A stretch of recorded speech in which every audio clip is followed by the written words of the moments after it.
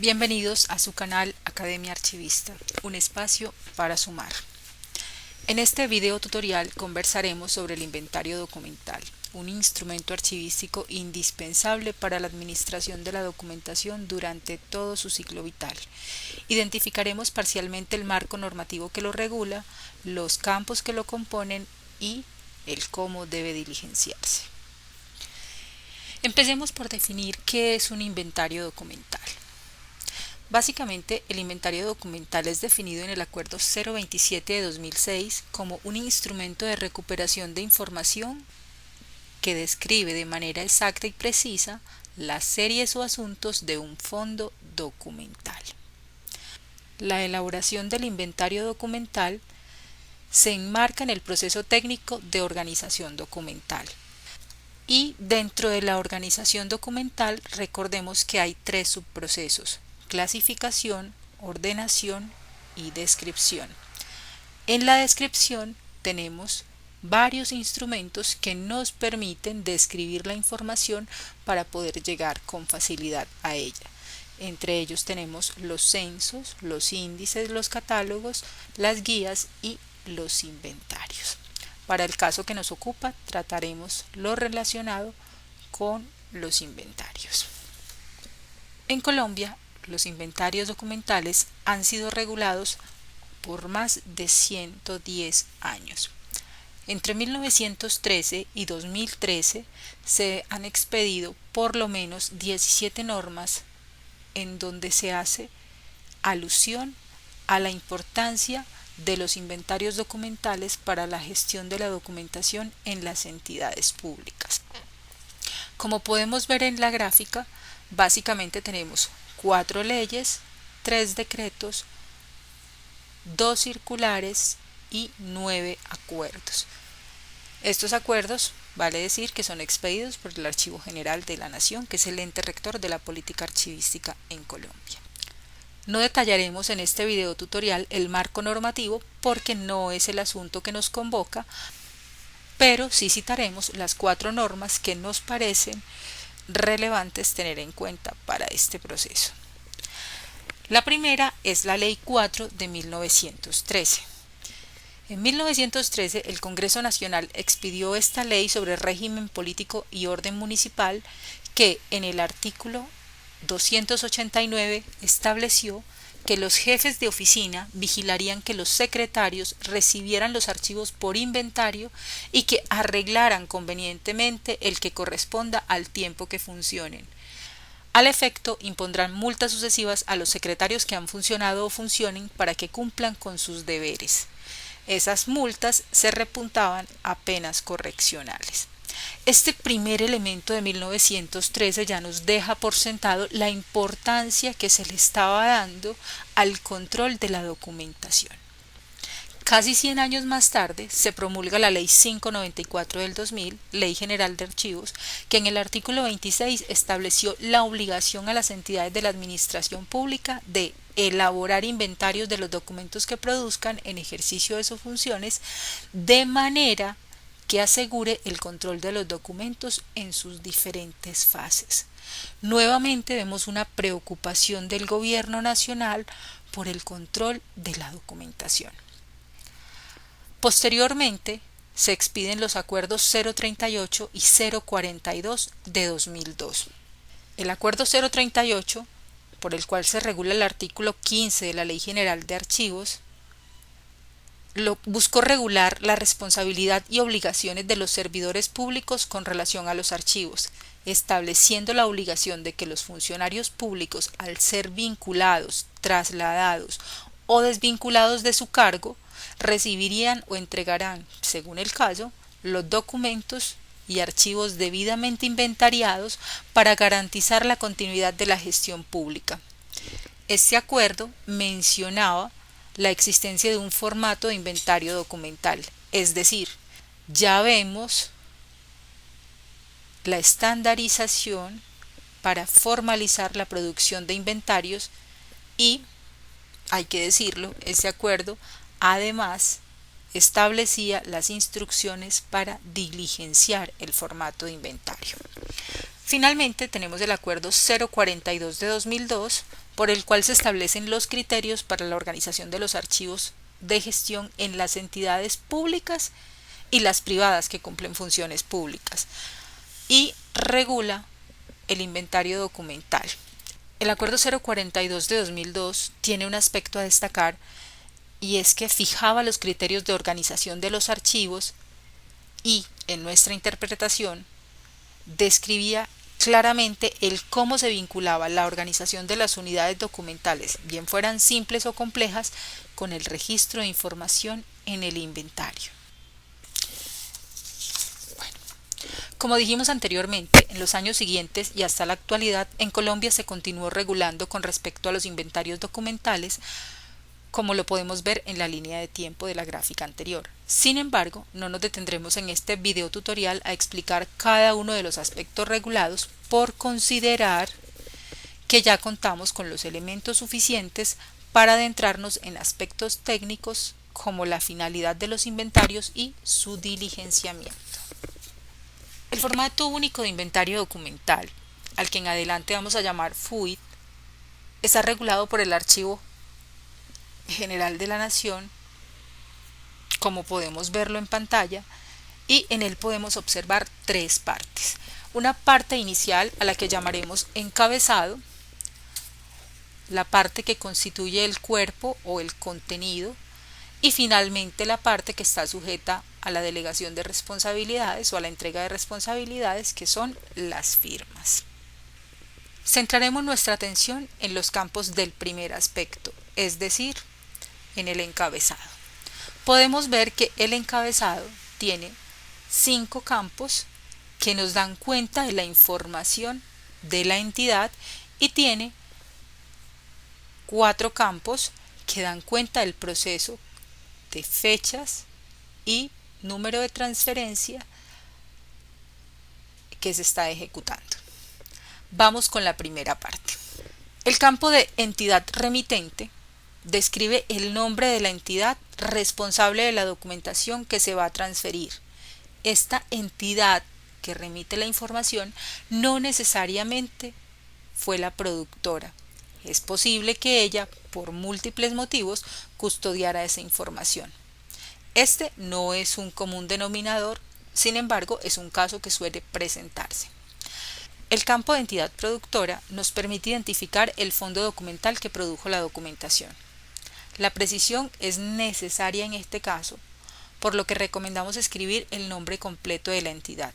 En caso de que la entidad emplee una sigla, sugerimos escribir el nombre completo, luego un guión, y ahí sí escribimos la sigla. El tercer campo es unidad administrativa. Es el nombre de la dependencia de mayor jerarquía de la cual depende la oficina productora. A estas unidades administrativas, en la TRD solemos llamarla secciones. Finalmente está oficina productora, que es el nombre de la oficina que produjo los documentos o que por cumplimiento de las funciones los tenía bajo su custodia y administración.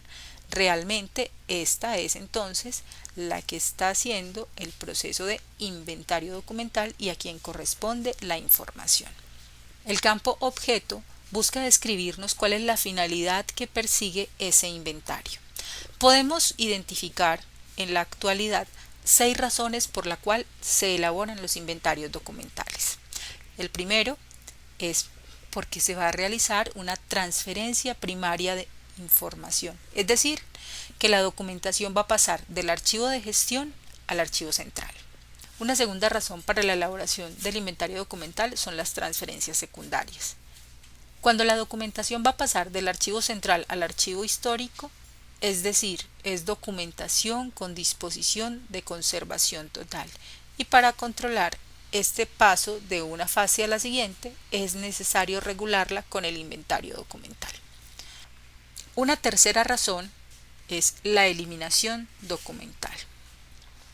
Es cuando hemos aplicado los instrumentos archivísticos, bien sea tabla de retención o tabla de valoración, y la información que tenía como disposición final eliminación cumplió el tiempo especificado en la fase de archivo central y puede pasar a ser eliminada.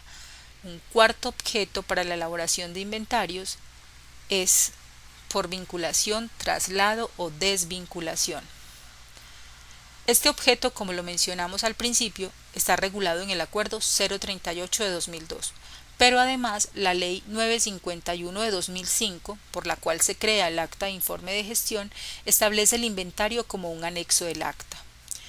Y en la actualidad, el Archivo General de la Nación expidió la Circular Externa 03 de 2023, que regula la entrega de informes de gestión documental con relación a las acciones efectuadas durante el periodo de gobierno, para el caso que nos aplica 2020-2023, para entregar los archivos en cualquier soporte o formato con ocasión del cambio de administración de las entidades del orden territorial. Con respecto a los inventarios, solicita constar que a la fecha las dependencias cuentan con inventarios documentales de los archivos de gestión. Constar que la totalidad de los documentos que custodia el archivo central cuente con inventarios documentales de forma que se garantiza la ubicación, disponibilidad. Un sexto objeto por el cual se elaboran inventarios es porque una entidad se está fusionando con otra y en este caso necesitan saber cuáles son los activos de información que cada una va a aportar o porque la entidad va a ser suprimida. Entonces allí ya tenemos 6 objetos de transferencia documental. Es importante que cuando elaboremos un inventario documental dejemos claro cuál es el objeto que se persigue. Pasaremos al segundo aspecto, es decir, el contenido. Este es el cuerpo del inventario documental y está compuesto por 9 campos. En su orden son: número de orden, que básicamente es un campo donde registramos en forma consecutiva el número correspondiente a cada uno de los asientos descriptivos que por lo general corresponde a una unidad de conservación, es decir, a una carpeta, para hablarlo en términos muy coloquiales. El segundo campo es el código y básicamente el código lo podemos definir como un sistema convencional que la entidad emplea para identificar las dependencias productoras, las series y las subseries documentales. Este código, ¿dónde lo vamos a encontrar? Lo vamos a encontrar en las tablas de retención documental o en las tablas de valoración documental. La sugerencia es que lo traigamos desde ahí para que lo apliquemos correctamente o para que lo ingresemos correctamente en el formato de inventario. El tercer campo, nombre de la serie, subserie o asunto. Para el caso de las series o subseries, recomendamos utilizar las establecidas en la TRD de la entidad. Esto permitirá precisión en la información. En cuanto al asunto, se debe establecer cuáles serán los metadatos considerados necesarios que se deban registrar en cada subserie. Esta medida permitirá estandarizar los registros y también la posibilidad de llegar a la unidad documental empleando varios criterios de búsqueda. Podemos ver en la imagen que tenemos establecido el nombre de la subserie, contrato de prestación de servicios.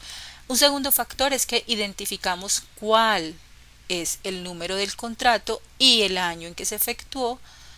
Un tercer factor que nos puede constituir una búsqueda mucho más rápida es el nombre del contratista y finalmente el número de identificación de ese contratista.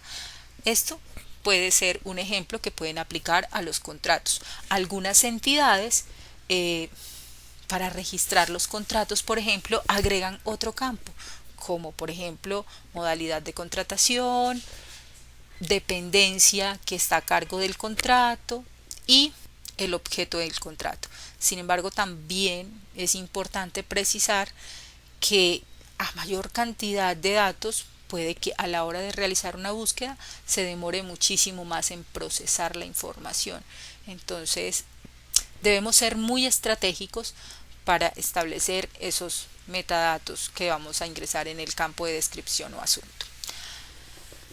El siguiente campo es fechas extremas. Ese está compuesto por dos partes, una fecha inicial y una fecha final.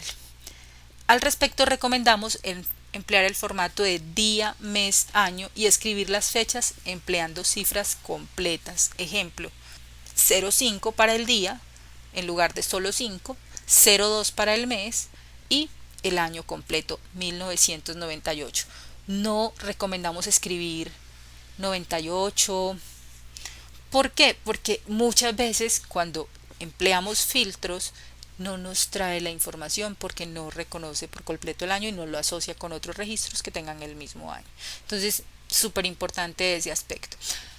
Esa fecha inicial básicamente es la primera fecha que encontramos de la gestión y trámite de ese expediente. Y la fecha final será la del último asiento descriptivo que se agregó a ese expediente o el último documento que se generó en ese expediente y que por lo general es el que lo cierra. Luego tenemos un campo que se llama unidad de conservación y está compuesto por 4 campos o subcampos. En este caso vamos a identificar las unidades de almacenamiento donde está esa unidad documental. Y ahí tenemos que el primer dato que debemos identificar es la caja. ¿Cuál es el número de la caja donde yo almacené esa unidad documental? Luego, dentro de la caja, ¿cuál es la posición que ocupa esa carpeta? Es decir, la carpeta está en la posición 1, 2, 3, 4. Recordemos que las guardamos de izquierda a derecha. El tercer campo es el de tomo. Entonces, en este caso, cuando un expediente es un expediente compuesto o un expediente complejo, puede que tenga varias carpetas o varios asientos descriptivos para una unidad documental. En este caso, vemos que el contrato de prestación de servicios 01 de 1998 tiene 2 carpetas. En el caso de la primera colocamos una de 2 y en el caso de la segunda 2 de 2. El campo de otros pues lo empleamos para cuando tenemos otras unidades de almacenamiento distintas a carpeta y a caja. Por ejemplo, tenemos información en bolsas, entonces en ese caso describiríamos cuál es esa unidad de almacenamiento. El número de folios registra la cantidad de folios que se tiene en esa unidad documental o en ese asiento descriptivo. Vemos que para la primera carpeta vamos del folio 1 al 200 y para la segunda vamos del folio 200 al 358. Esto nos ayuda también en el control de la información, sobre todo cuando hacemos préstamos de la misma. El siguiente campo es soporte y en este campo pues el instructivo nos sugiere colocar aquellos soportes distintos al papel. Sin embargo, en la práctica actual, pues podemos darnos cuenta que hay otros soportes y consideramos como una recomendación que pueden aplicar describir si está en soporte papel, en papel. También tener un descriptor para medios análogos, bien sea información que esté en CD, DVDs, VHS, microfilms, memorias USB, etcétera. Y también identificar la información que está en bases de datos o en aplicativos. ¿Por qué? Porque hoy en día tenemos mucha información en soporte electrónico. Frecuencia de consulta. De acuerdo a los indicadores de consulta que se tengan en su archivo, debes determinar si es una unidad documental de consulta baja, media o alta. Estos indicadores pueden ser definidos por cada entidad.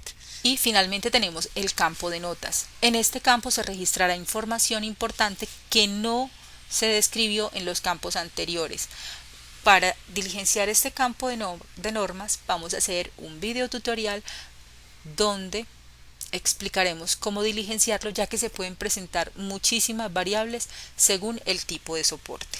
En este video tutorial, sin embargo, ejemplificamos que una nota que podemos dejar con relación al registro del contrato de prestación de servicios es que los folios 320 y 328 tienen deterioro físico por rasgadura. Entonces, digamos que ese son el tipo de situaciones que podemos ir documentando en este. Como les decíamos, este es el aspecto o la parte más importante del formato de inventario. En este caso es requerido tener precisión a la hora de diligenciarlo, porque eso nos va a permitir encontrar con oportunidad la información que tenemos bajo administración y custodia en nuestros archivos. Finalmente, vamos a la parte 3 del inventario, que ya es la parte de firmas. Este puede ser el campo más sencillo de diligenciar, pero a nuestro modo de percibir es el que mayor obligación genera, ya que implica un control de responsabilidades de los funcionarios. Por un lado está quien entrega, que descarga esa obligación de control de documentación, y por el otro lado está quien recibe, que entra a asumir ese control de documentación. Entonces, esto es vital porque si yo entrego en buen estado y bien organizado mi archivo, quien reciba va a poder gestionar con facilidad. Muchas veces no se le presta atención a esta parte de entrega y recibo, y solo cuando se presentan inconvenientes en los archivos, es decir, que afirman haberte entregado un documento o un expediente que no llegó y tú no tienes herramientas para decir que no lo recibiste, es cuando empezamos con el ay ay ay. Bueno, finalmente, ¿para qué me sirve tener un formato único de inventario documental? ¿O para qué le sirve a las entidades tener un formato único de unidad documental? Pues, lo primero es que nos permite identificar y controlar la producción documental de la entidad. Esto es fundamental. Vamos a saber qué tenemos y dónde está. Lo segundo es que nos permite optimizar los tiempos de respuesta en consultas de información. Realmente una consulta es la razón de ser de los archivos, y la importancia de la consulta no es atenderla, la importancia de la consulta es atenderla con la mayor oportunidad posible. A mí de nada me sirve que me entreguen un documento que solicité el día 10 y me lo entreguen el día 25. ¿Por qué? Porque simple y sencillamente no tenían modo de ubicarlo con antelación. Para mí es fundamental que si yo solicito un documento el día 10, ese mismo día, y ojalá a los 10 minutos me esté llegando ese documento requerido. Teniendo en cuenta que hoy en día muchísimas entidades no cuentan con los espacios locativos suficientes para almacenar la documentación y tienen que verse en la obligación de contratar el servicio de custodia, pues en ese caso no podemos exigir que la información nos llegue en 10 minutos, pero sí que llegue dentro de los acuerdos de servicio establecidos con ese proveedor. Tercero, aplicar adecuadamente los instrumentos archivísticos como TRD o TBD. Cuando tenemos inventarios debidamente consolidados, podemos aplicar con tranquilidad las tablas de retención y las tablas de valoración, es decir, podemos hacer procesos de transferencias primarias y secundarias con tranquilidad, podemos hacer procesos de eliminación documental que nos permiten oxigenar los espacios en los archivos. ¿Por qué? Porque no vamos a tener información represada que ya no tiene ningún tipo de valor, ocupándonos un espacio que en realidad podemos estar necesitando. Y finalmente, pues, el tener un FUID nos sirve para administrar efectivamente los recursos. ¿Cuáles? Los físicos, espacios locativos, mobiliario, los recursos humanos. Mientras yo tengo una persona que, si no tenemos inventario, se puede durar 2 días buscando un expediente, pero si tengo inventario solo se demora 5 minutos, esa persona puede trabajar en otras actividades del archivo. Los recursos tecnológicos, pues hombre, si tenemos un computador, si tenemos un software, pongamos nuestro inventario a funcionar ahí y hagámoslo funcionar de la mejor manera posible. Y finalmente, recursos económicos de la entidad, porque los 3 anteriores cuestan y esto es sumamente importante. Entonces, el tener inventarios nos permite optimizar los 3 anteriores y eso significa ahorrar recursos económicos para la entidad. Finalmente, acá les dejamos unas referencias de bibliografía que consultamos y que, si ustedes tienen intereses, pueden seguir consultando para validar la información o para tratar otros aspectos en los cuales quieran profundizar.